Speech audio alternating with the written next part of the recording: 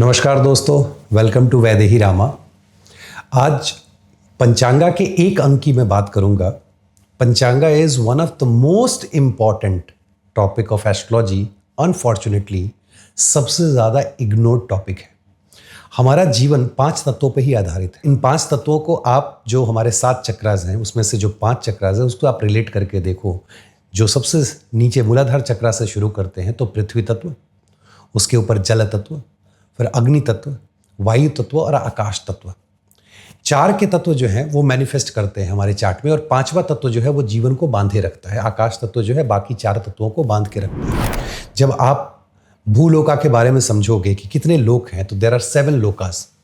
3 लोका तो मैनिफेस्ट करते हैं, उसके बाद वॉइड है, और उसके बियॉन्ड जाने के लिए 5 तत्वों का साधना कर, उसके ऊपर जिसको कहते हैं ना, उसके साधना करना, एंड उसके ऊपर आपको as a sadhak you need to take control of it to make sure that you are crossing that void. लेकिन आज हम 500 तत्वों की बात नहीं करेंगे, सिर्फ एक तत्व की बात करेंगे जिससे हमारा जन्म होता है। अब मैं तिथेश की बात नहीं कर रहा हूँ। जन्म का मतलब क्या है कि जब हम पैदा होते हैं और पैदा होते के साथ हमारी मृत्यु नहीं होती है, इसका मतलब हमारे अंदर एक एनर्जी है जो हमारे लाइफ को सस्टेन करती है। वो एनर्जी फायर से आती है, अग्नि तत्व से। अग्नि तत्व हमारे लाइफ में सिर्फ जीवन देने के लिए इंपॉर्टेंट नहीं है। इस जीवन में हम क्या करेंगे, कितनी एनर्जी है हमारे पास, ये सारी चीजें हम पंचांगा के सिर्फ एक अंग से पता कर सकते। और ये तय कैसे होगा? जिस दिन आप पैदा हुए हैं, जिस वार की आप बात कर रहे हैं, मैं वारेश की बात कर रहा हूं, मतलब मान लीजिए सोमवार, मंगलवार, बुधवार, जिस वार को आप पैदा हुए हैं, आप उसको देखेंगे कि उसके लॉर्ड कहाँ हैं। जैसे रविवार के जो लॉर्ड हैं वो सूर्य हैं, सोमवार के जो लॉर्ड हैं वो हैं मून, जो मंगलवार के हैं वो मंगलदेव मार्स, बुधवार के हैं मरकरी, बृहस्पतिवार जुपिटर, शुक्रवार वीनस एंड शनिवार सैटर्न। सो ये सारे जो वार हैं, 7 जो वारास हैं, इसके जो लॉर्ड हैं आपके चार्ट में बहुत कुछ इंडिकेट करते। बट उसके पहले एक बहुत जेनरिक डाउट है जो मैक्सिमम लोगों को होता है जब वो कंसल्टेशन में आते हैं कि सर मेरा जन्म रात्रि के 3 बजे हुआ है, मतलब भोर के 3 बजे, और मान लीजिए कि 20 तारीख के बाद 21 तारीख को सुबह में हुआ है। अब क्या होता है, व्यक्ति बोलता है मैंने कैलेंडर के हिसाब से सर डेट चेंज कर दिया, तो ये डेट जो है वो आ गया मेरा 21 तारीख, और मेरे हिसाब से मंगलवार की पैदाइश थी फॉर एग्जाम्पल।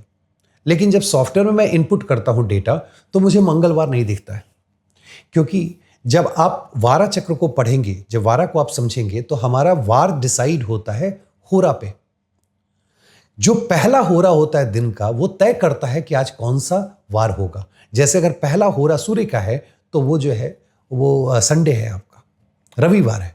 अगर पहला होरा मून का हो रहा है तो उस दिन सोमवार है। तो जो पहला हो रहा है उस समय से अगर बाद, उस समय और उसके बाद अगर आपका जन्म हुआ है तो आपके लिए वार बदल रहा है, नहीं तो उसके पहले जो पिछला वार था वही आपका होगा। हो सकता है कि 21 के मॉर्निंग 3 बजे आपका जन्म हुआ, ठीक है, वो 21 कहलाएगा, लेकिन वो मंगलवार से बुधवार नहीं होगा, जबकि पिछला जो वार है उसी में उसको काउंट किया जाएगा। तो पहले आप अपने चार्ट को ये क्लियर कर लें। नेक्स्ट, अपने वारेश को देखें। So let's suppose if you are born on Sunday, तो सबसे पहले सन को देखें और समझें कि ये वारेश, क्योंकि वारेश का काम होता है आपके अंदर एनर्जी लाने का। किस तरह की एनर्जी देंगे सन? आपको ऑथोरिटेटिव बनाएंगे, आपके अंदर ईगो लाएंगे, आपको सम्मान भी दिलाएंगे, आप देखने में सूर्य की तरह चमकने वाले होंगे, आप मेहनती होंगे, स्मार्ट वर्कर होंगे, मेहनती नहीं मैं बोलूंगा, स्मार्ट वर्कर होंगे। बॉर्न लीडर की बात हो रही है अगर आप संडे की पैदाइश। अगर मंडे के हैं तो फ्लक्चुएटिव है। Yes, you are good at money making, you are someone who is very good at nurturing and taking care of the people. But the reality is, चूंकि मून जो है फ्लक्चुएट करते हैं, तो आप बहुत फ्लक्चुएटिव भी होंगे, आपकी एनर्जी बहुत फ्लक्चुएटिव होगी। फ्लक्चुएटिव एनर्जी का मतलब थोड़ा ये भी कर लेते हैं, थोड़ा ये भी कर लेते हैं, आप बहुत सारी चीज़ों में एक साथ लग जाएंगे जो हमेशा आपके लिए नुकसान की बात होगी। और वहीं पे आपको रेमेडी भी निकल के आती है। इसको वारा चक्र में पढ़ा जाता है कि किस वार से काउंट करें कि रेमेडी कहाँ से आएगी। वो कभी अगर इसके ऊपर कभी मैंने अगर कोई लेख लिखा, अगर कोई आर्टिकल लिखा, कभी किताब लिखी, तो उसमें आप इसको डिटेल में पढ़ सकते हैं। आपने मंगल की बात, मंगल जो है वो हमारे अंदर एनर्जी लाते हैं डेली बेसिस पे बॉडीली काम करने के लिए। It means if you are born on Tuesday you have the highest form of energy, because अग्नि तत्व के जो स्वामी हैं वो मंगल हैं। और ऐसा व्यक्ति जीवन भर, जीवन पर्यंत काम करते रहता है, and that too as a leader, सेनापति जो लीड फ्रॉम द फ्रंट। ऐसे लोग आप देखोगे अक्सर हम मैनेजरियल या लीडरशिप पोजीशन में रहते हैं। अगर आप बुधवार को पैदा हुए हैं तो intellect is something that is with in you, your energy is very intellectual. आप हमेशा अपने दिमाग से, इंटेलेक्ट की वजह से जो है उसको यूज करके आप काम करते हैं। ऐसा नहीं है कि आप जाएंगे और तुरंत से जो है बॉडली लग जाएंगे। You will figure out the ways to get it done. It means you also become a manager, but your intellect is supporting you rather than your bodily investment. Thursday को पैदा हुए हैं तो जुपिटर आपके वारिश है, और जुपिटर के वारिश होने का मतलब है कि knowledge is coming from the past. आपके पास नॉलेज है, लेकिन वही चूंकि आपकी एनर्जी जो है बॉडी में रिफ्लेक्ट करती है, तो जुपिटर की तरह आप थोड़े बल्की हो जाएंगे, and that's not bad. Trust me, जो व्यक्ति जो थर्सडे को पैदा हुआ है, अगर वो कोशिश करके दुबला पतला हो जाएगा, उस व्यक्ति का भाग्य उसको साथ नहीं देगा। दिस वर्क्स ब्यूटीफुली कि जिस डे के आप हैं, आपका बॉडी अगर सेम रिफ्लेक्ट कर रहा है, it means that energy is supporting, and specially in case of Jupiter who is the कारका ऑफ द भाग्य। अगर आप जुपिटर मतलब थर्सडे की पैदाइश है, तो अगर आप बल्कि शरीर के हैं तो प्लीज उसको मेंटेन करें, ये आपके लिए अच्छी चीज है। बाय डिफॉल्ट नॉलेज आपके साथ है। शुक्र, ये एनर्जी क्या है? वो एनर्जी है एजेंडा ऑफ द ग्रह। जब प्रीवियस वीडियो में आप देखेंगे, जो मैं आई बटन पे आप क्लिक करके देख सकते हैं, और डिस्क्रिप्शन में भी मैं इसको डाल दूंगा। एजेंडा ऑफ द ग्रह में समझाया था कि Venus is agenda is to produce baby. आप बेबी कैसे प्रोड्यूस करेंगे? मतलब आपकी जो एनर्जी है, वो जो लोअर एब्डोमेन्स का जो पार्ट है ना, वहां सबसे ज्यादा स्टोर्ड है।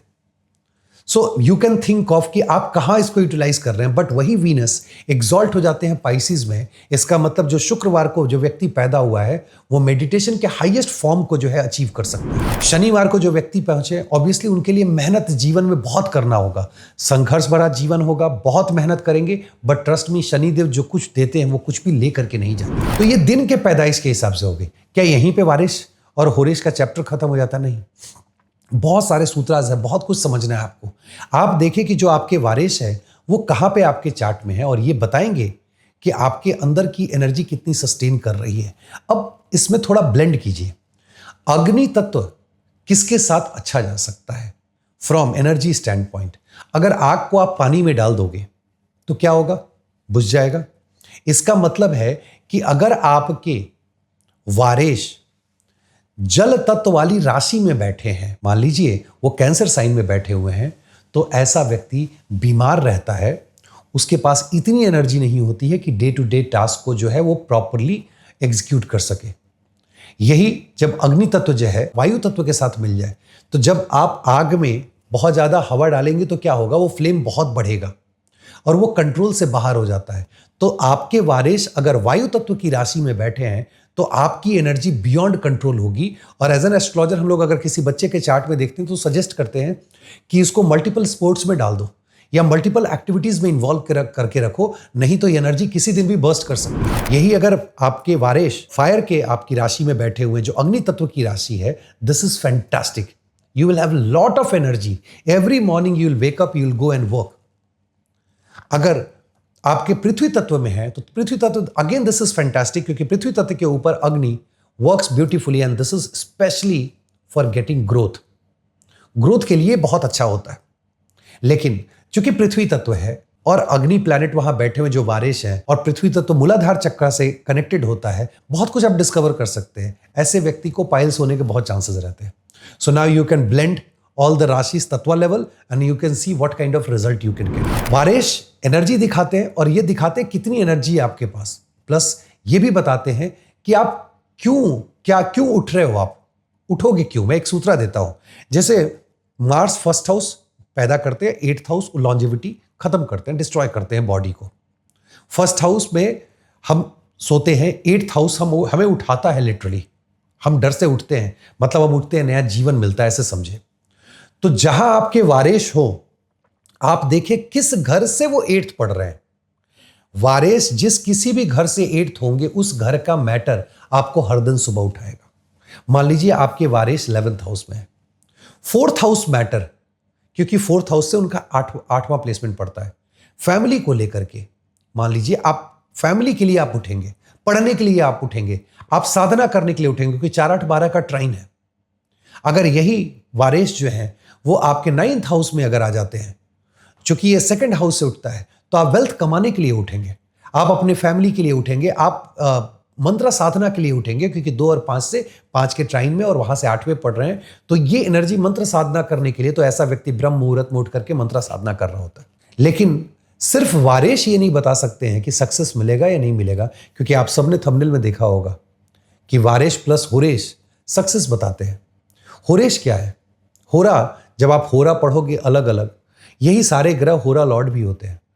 व्यक्ति एक सर्टेन टाइम फ्रेम में पैदा होता है और होरा लॉर्ड ये बताते हैं कि आप अपनी एनर्जी को किस डायरेक्शन में लगा रहे हैं। तो मान लीजिए कोई व्यक्ति थर्सडे को पैदा हुआ है, जुपिटर उसके होरेश है, लेकिन जब वो पैदा हुआ वो मून के होरा में पैदा हुआ, तो आप अपने चार्ट में मून को देखें। अगर चंद्रमा और बृहस्पति, मून एंड जुपिटर का आपस में कनेक्शन नहीं है, कनेक्शन मतलब aspecting each other, at least one graha is aspecting trying to each other, dispositor के थ्रू कनेक्शन है, अगर ऐसा कनेक्शन नहीं बन रहा है, ऐसा व्यक्ति सक्सेसफुल नहीं होगा, क्योंकि उसकी एनर्जी एक साइड है, direction of the energy in the different side. The worst part is, बहुत अच्छा प्लेसमेंट वारेश का होने के बावजूद अगर होरेश से कनेक्शन नहीं हो, तो पता चलता है कि ऐसा व्यक्ति जो है वो सक्सेस नहीं पा सकता है। अब होरेश का डायरेक्शन मतलब, होरेश मान लीजिए 11th हाउस में है, तो आपकी एनर्जी का डायरेक्शन क्या है?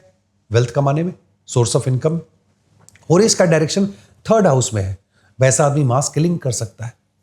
3rd हाउस में मीटिंग में आपका डायरेक्शन है, मतलब अपनी पूरी एनर्जी आप वहां लगा रहे हैं।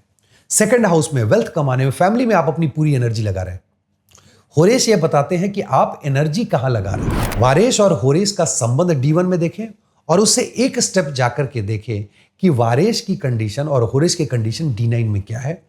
अगर वारेश या होरेश D9 में 4, 6, 8, 12 इन भावों में, या स्कॉर्पियो में, या एक्वेरियस में अगर हो, अगेन ये हाउस और ये राशियां वो हैं जो बाधा पहुंचाएंगी सक्सेस मिलने में। एक स्टेप और आगे जाइए, इसे D10 में चेक कीजिए। अगर वारेश का प्लेसमेंट D10 में जहां होगा, आप देखेंगे कि आपकी एनर्जी वहां वर्क प्लेस पे सबसे ज्यादा सरफेस कर रही है, और होरेश का प्लेसमेंट होगा जहां, वहां आप सबसे ज्यादा एनर्जी को डायरेक्ट कर रहे होंगे। जैसे D10 के अगर 1st हाउस में है तो सेल्फ को प्रमोट करने में आप लगे हुए, अगर होरेश वहां पे है।